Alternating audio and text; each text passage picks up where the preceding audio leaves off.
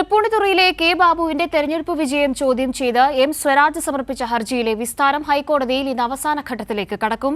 ഹർജി നിലനിൽക്കില്ലെന്ന ബാബുവിന്റെ വാദം തള്ളിയ സുപ്രീം കോടതി വിചാരണ തുടരാൻ കഴിഞ്ഞ ദിവസം നിർദ്ദേശം നൽകിയിരുന്നു. ഒരാളുടെ വിസ്താരം മാത്രമാണ് ഇനി പൂർത്തിയാകാനുള്ളത്.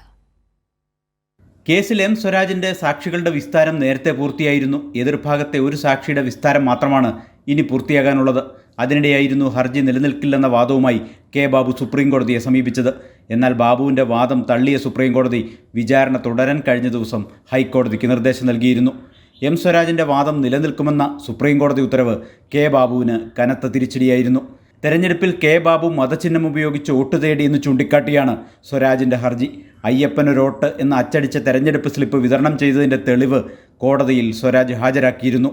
സ്ലിപ്പിൽ ശബരിമല അയ്യപ്പൻ്റെ ചിത്രവും കെ ബാബുവിൻ്റെ പേരും കൈപ്പത്തി ചിഹ്നവും ഉൾപ്പെടുത്തി മത്സരം ശബരിമല അയ്യപ്പനും എം സ്വരാജും തമ്മിലാണെന്ന് പ്രചരണം നടത്തി. എം സ്വരാജ് വിജയിക്കുകയാണെങ്കിൽ അയ്യപ്പൻ്റെ തോൽവിയാണെന്ന് പ്രചരിപ്പിച്ചു തുടങ്ങിയവയാണ് ഹർജിയിലെ ആരോപണങ്ങൾ.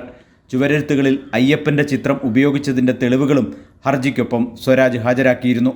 ബാബുവിൻ്റെ നടപടി ജനപ്രാതിനിധ്യ നിയമത്തിൻ്റെ ലംഘനമായതിനാൽ ബാബുവിനെ അസാധുവായി പ്രഖ്യാപിച്ച് തന്നെ വിജയിയായി പ്രഖ്യാപിക്കണമെന്നാണ് സ്വരാജ് ഹർജിയിൽ ആവശ്യപ്പെടുന്നത്. കേവലം 900-ൽ പരം വോട്ടുകൾ മാത്രമായിരുന്നു കെ ബാബുവിൻ്റെ ഭൂരിപക്ഷം. കൈരളി ന്യൂസ്, കൊച്ചി.